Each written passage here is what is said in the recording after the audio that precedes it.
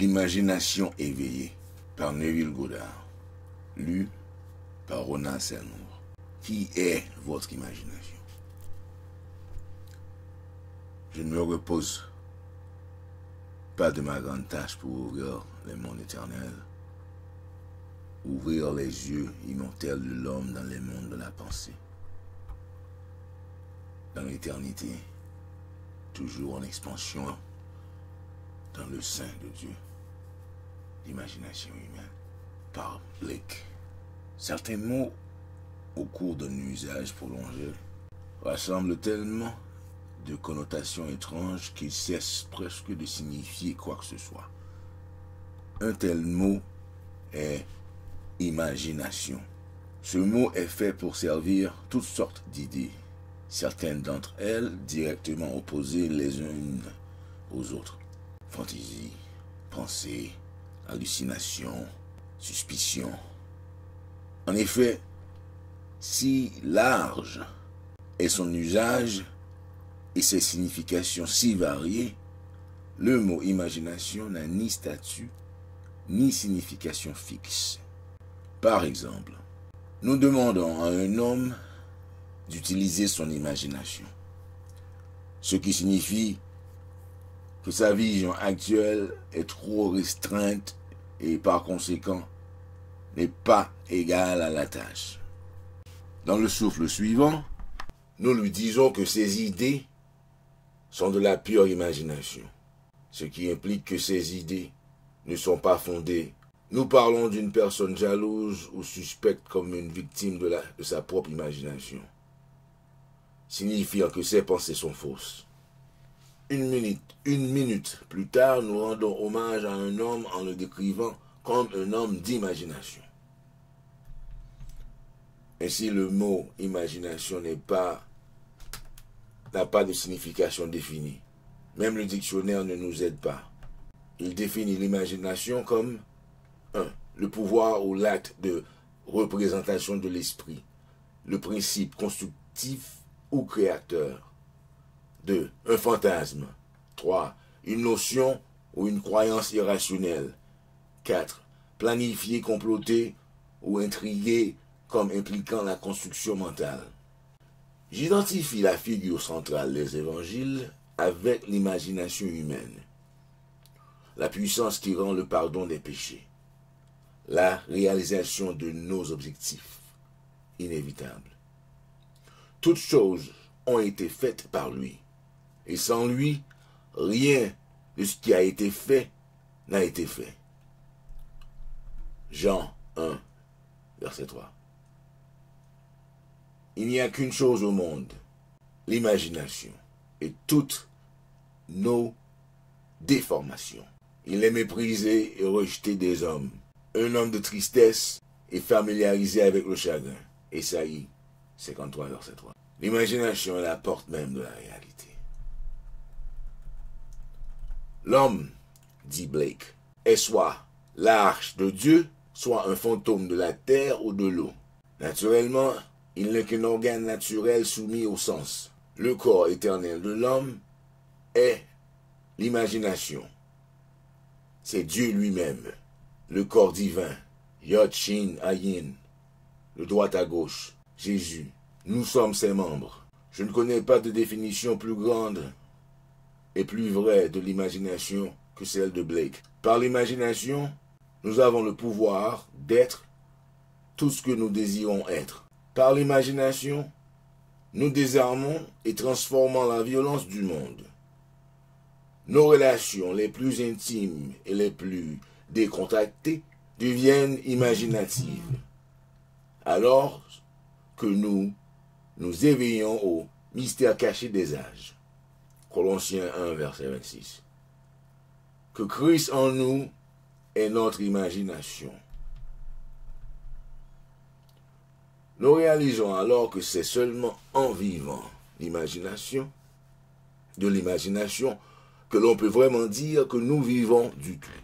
Je veux que ce livre soit l'œuvre la plus simple, la plus claire et la plus franche que j'ai le pouvoir de faire, que je puisse vous encourager à fonctionner avec imagination pour ouvrir vos yeux d'immortels dans les mondes de la pensée, où vous considérez tout désir de votre cœur comme un grain mûr, blanc déjà à moissonner. Jean, chapitre 4, verset 35. Je suis venu pour qu'il ait la vie, et qu'il puisse l'avoir plus abondamment. Jean 10, verset 10. La vie abondante que le Christ nous a promise est la nôtre à expérimenter maintenant, mais pas avant que nous ayons le sens du Christ comme notre imagination peut l'expérimenter. Le mystère s'est caché depuis des siècles.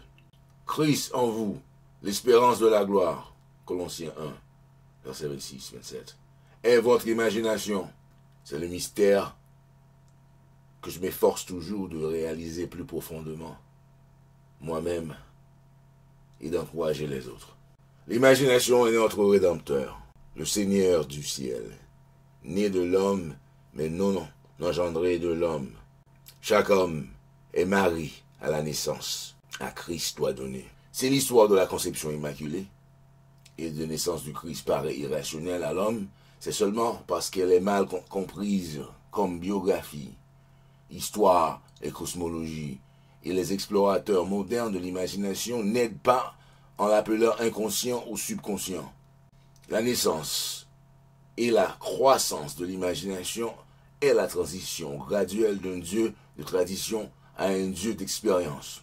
Si la naissance du Christ dans l'homme semble lente, c'est seulement parce que l'homme ne veut pas abandonner l'ancrage confortable, mais faux de la tradition. Quand l'imagination est découverte comme le premier principe de la religion, la pierre de la compréhension littérale aura senti la verge de Moïse, et comme le rocher de Sion, en Isaïe 28, verset 16, Romains 9, verset 33, libère l'eau de la signification psychologique pour étrancher la soif de l'humanité, et tous ceux qui prennent la coupe proférée et vivent une vie selon cette vérité transformeront l'eau du sens psychologique en vin de pardon. Alors, comme le bon samaritain, Luc 10, verset 33 à 35, ils le verseront sur les blessures de tous. Le Fils de Dieu ne doit pas être trouvé dans l'histoire, ni dans aucune forme extérieure. Il ne peut être trouvé que comme l'imagination de celui en qui sa présence devient manifeste. Oh, ton cœur serait une crèche pour sa naissance. Dieu redeviendrait un enfant sur terre. L'homme est le jardin dans lequel dort ce Fils unique de Dieu. Il éveille ce Fils en élevant son imagination jusqu'au ciel et en habillant des hommes d'une taille divine. Nous devons continuer à imaginer mieux que ce que nous savons de mieux. L'homme, au moment de son éveil à la vie imaginative, doit répondre à l'épreuve de la filiation. Père, révèle ton Fils en moi. Et il a plu à Dieu de révéler son Fils en moi. Le test suprême de la filiation est le pardon du péché. Le test que votre imagination est Christ Jésus, le Fils de Dieu, est votre capacité de pardonner le péché. Le péché signifie manquer sa marque dans la vie, ne pas atteindre son idéal, ne pas atteindre son but. Le pardon signifie l'identification de l'homme avec son idéal ou son but dans la vie.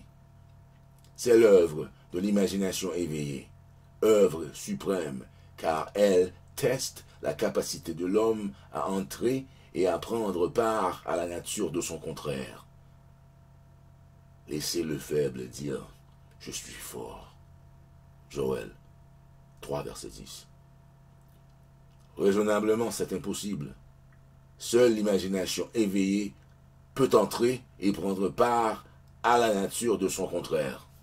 Cette conception du Christ Jésus en tant qu'imagination humaine soulève ces questions fondamentales.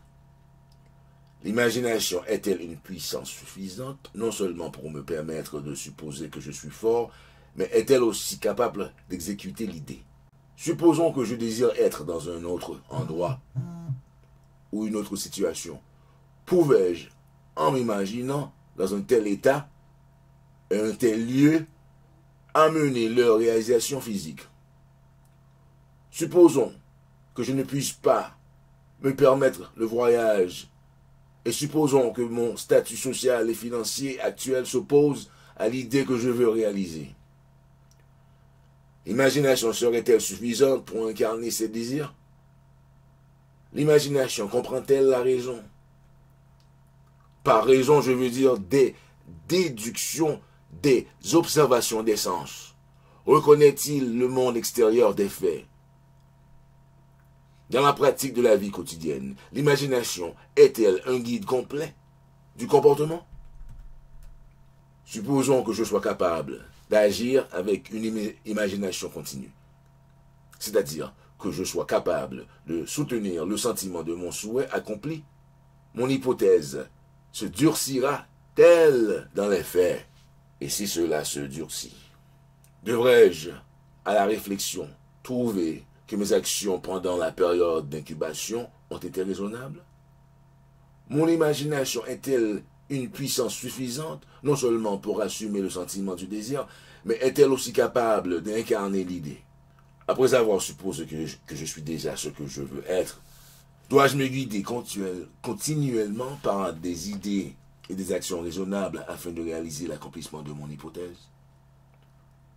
L'expérience m'a convaincu qu'une hypothèse, quoique fausse, si elle persiste, se durcira en fait, que l'imagination continue est suffisante pour toute chose et que tous mes plans et mes actions raisonnables ne compenseront jamais mon manque d'imagination continue. N'est-il pas vrai que les enseignements des évangiles ne peuvent être reçus que dans la foi et que le Fils de Dieu cherche constamment des signes de foi dans les gens, c'est-à-dire la foi dans leur propre imagination? N'est-ce pas la promesse? Croyez que vous recevez et vous recevrez. Marc 11, verset 24. Le même que imaginez que vous êtes et vous serez. N'est-ce pas un état imaginaire dans lequel Moïse endurait comme voyant celui qui est invisible? Hébreux 11, verset 27. N'est-ce pas par la puissance de son imagination qu'il a enduré?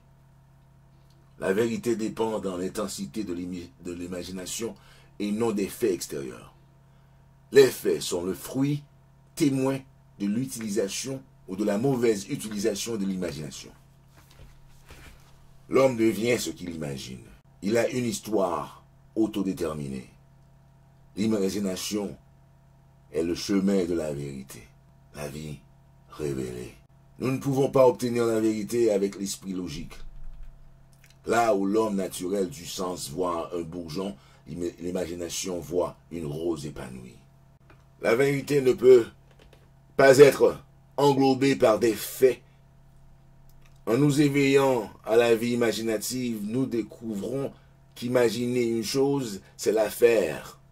Qu'un vrai jugement n'a pas besoin de se conformer à la réalité extérieure, à laquelle elle se rapporte. L'homme imaginatif ne nie pas la réalité du monde extérieur, sensible du becoming, mais il sait que c'est le monde intérieur de l'imagination continue qui est la force par laquelle le monde extérieur sensuel du becoming est amené à passer. Il voit le monde extérieur et tous ces événements comme des projections du monde intérieur de l'imagination. Pour lui, tout est une manifestation de l'activité mentale qui se poursuit dans l'imagination de l'homme, sans que l'homme sensuel et sensé en soit conscient. Mais il se rend compte que tout homme doit prendre conscience de cette activité intérieure et voir la relation entre le monde causal intérieur de l'imagination et le monde extérieur sensuel des effets. C'est une chose merveilleuse de constater que vous pouvez vous imaginer dans l'état de votre désir, accompli et échappé aux prisons que l'ignorance a construites. L'homme réel est une imagination magnifique. C'est ce qui doit être réveillé. C'est ce soi qui doit être réveillé. Réveille-toi, toi qui dors et ressuscite des morts. et Christ te donnera la lumière. Éphésiens 5, verset 14. Au moment où l'homme découvre que son imagination est le Christ, il accomplit des actes qui, à ce niveau, peuvent seulement être appelés miraculeux. Mais jusqu'à ce que l'homme ait le sens du Christ comme son imagination, tu ne m'as pas choisi, je t'ai choisi. Jean 15, verset 16. Il verra tout en pure objectivité sans aucune relation subjective, ne réalisant pas que tout ce qu'il rencontre fait partie de lui-même. Il se révolte à la pensée qu'il a choisi les conditions de sa vie, qui sont liées par affinité à sa propre activité mentale. L'homme doit fermement croire que la réalité est en lui et pas sans lui. Bien que les autres aient des corps, une vie propre, leur réalité est enracinée en vous, finie en vous, comme la vôtre finit en Dieu. Alors c'était une lecture d'un ouvrage de Neville Goddard, L'imagination réveillée, chapitre 1. Alors, je suis Ronald Selmo, merci pour l'écoute. N'oubliez pas de partager, laissez-nous savoir par vos commentaires. Faites-nous signe, faites un like. Merci, à la prochaine.